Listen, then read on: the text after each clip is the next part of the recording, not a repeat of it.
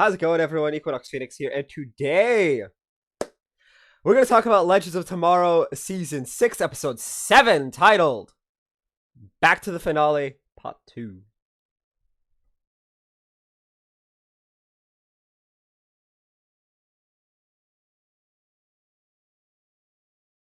I don't know why I said finale that way, but it's from the show. Anyway, so, it's, this episode is interesting, to say the least. It starts off with everybody grieving. Okay, hold up. It's 4 a.m. and it's ridiculously hot in my room.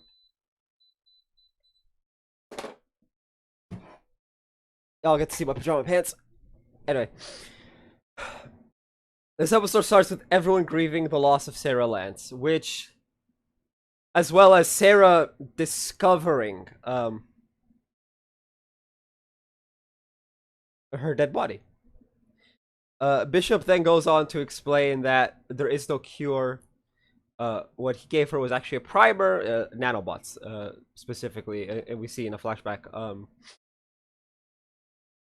used to create an alien Sarah hybrid clone. Kind of like the Amelia Earhart one we've seen previously, as well as, I guess kind of like the Ava clones. Anyway,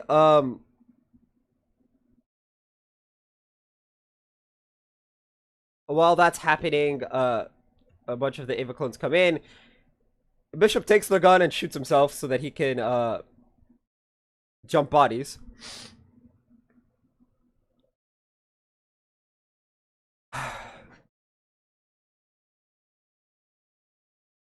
Meanwhile, the Legends, minus Ava, come up with a very convoluted plan that is saving Sarah Lance by going back in time to where she was kidnapped. Needless to say, every single one of their attempts at saving Sarah fail spectacularly. Including including the funny one where Bayron was like, "Oh, we're just gonna put fireworks into a mannequin, create an exploding mannequin so that we can keep the timeline the same, and all of this junk." And that one creates a one-eyed Nate, who's dressed as Constantine and had to go undercover in Wall Street after John died. And I'm just like, what the f is all this?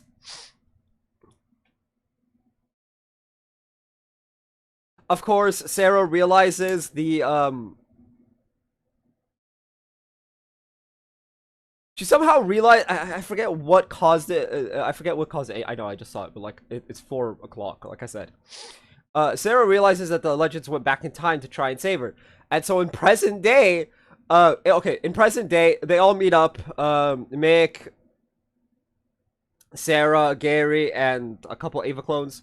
They all meet up and they plan to blow up all the generators simultaneously. Now, Sarah also plans to replace her current body with a pure human body.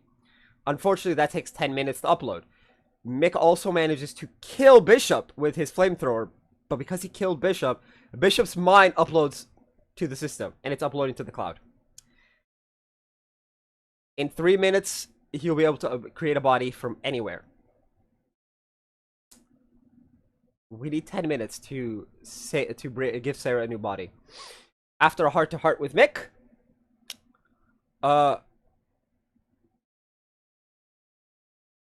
Sarah's like, okay, we're gonna blow this shit up. You know, he says, I see my friend. I see my oldest friend, right? He tells Sarah he doesn't see a monster. He sees his oldest friend, right? He sees Captain Lance. He sees his oldest friend, Sarah, etc. He gets really feelsy, right? Now, we all know Mick is capable of very feelsy emotions, right? Like, he's not the cold-hearted man that he portrays himself as we've seen with his daughter. He does truly care for his daughter. And when she went off to college and now doesn't have time for him, he's like, all grumpy and shit. Like, we saw that earlier in the season. But anyway, yeah. So they go off. They blow up Bishop's facility and all the generators, killing off Bishop and Sarah's chances of returning to normal for now. We don't know if she's gonna return to normal later on. Maybe they might get like a DNA extractor thingy to extract the alien DNA. Who knows? Maybe it might never come up again. That's also a thing. The writers could just retcon it out next episode. Right? Like, completely retcon it out and just it's never touched upon again. Or who knows? Maybe she gets like alien form type thing. I don't know. Anyway, they go to meet up with Kayla, who has taken the ship not to leave them behind, but she's taken the ship up into the air to prevent the Zargons, I believe they're called, from damaging the finish on the ship. It's like, my ship! I don't want to lose the paint! Anyway, she comes back, saves them out when they get attacked. Unfortunately, Kayla herself disappears in the fight. And so they go, so Mick, Gary, and Sarah go to at least the ship to be safe. Unfortunately, the ship is being attacked, and if they don't leave now, it's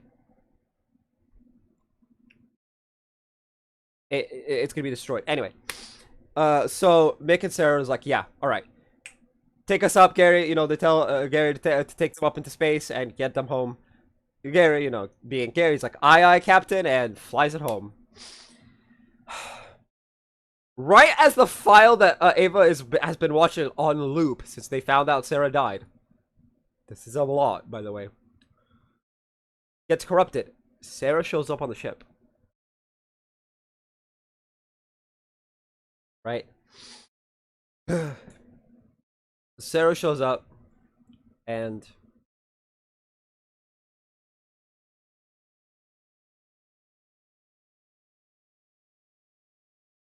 Ava, obviously thinking it might be a dream or whatever, doesn't want to turn around. Now, of course, Sarah being Sarah, all lovey-dovey and shit, they end up,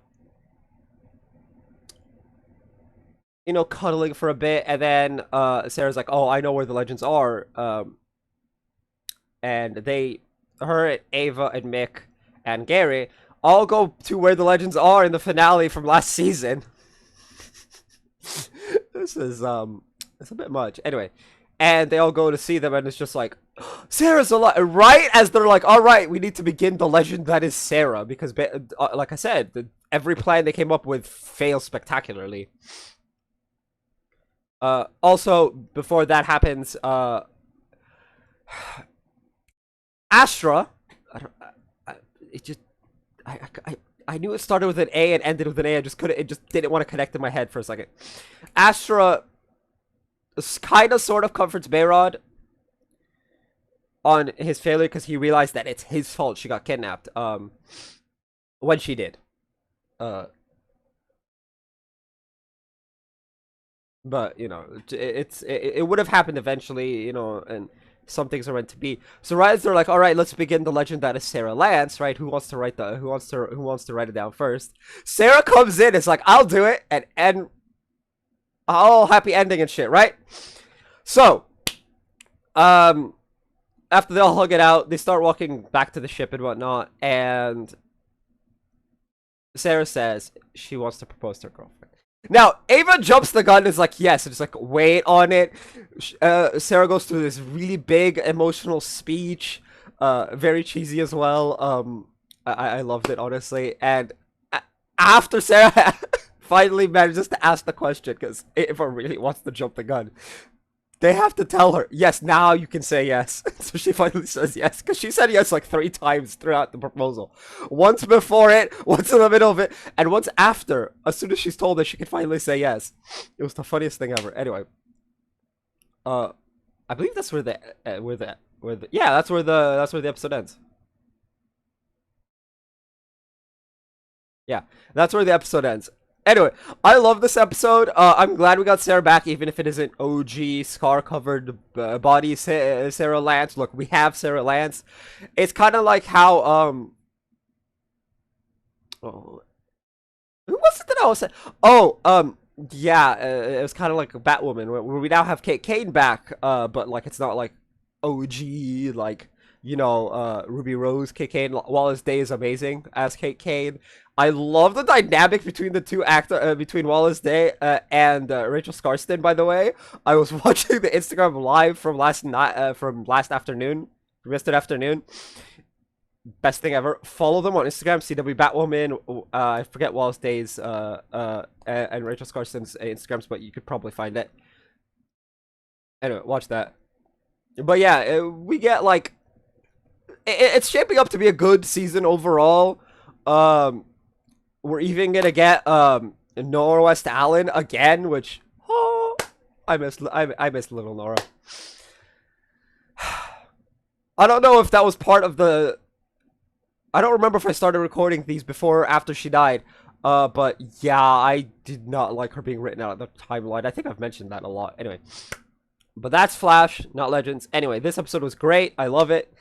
I can't wait for the next one. That's gonna be it for this video. If you guys haven't already hit, oh yeah, tell me what you guys thought of the episode down in the comment section down below. That's gonna be it for this video. If you guys haven't already, hit like, hit subscribe if you're new. I will see you guys next time, and as always, stay bright.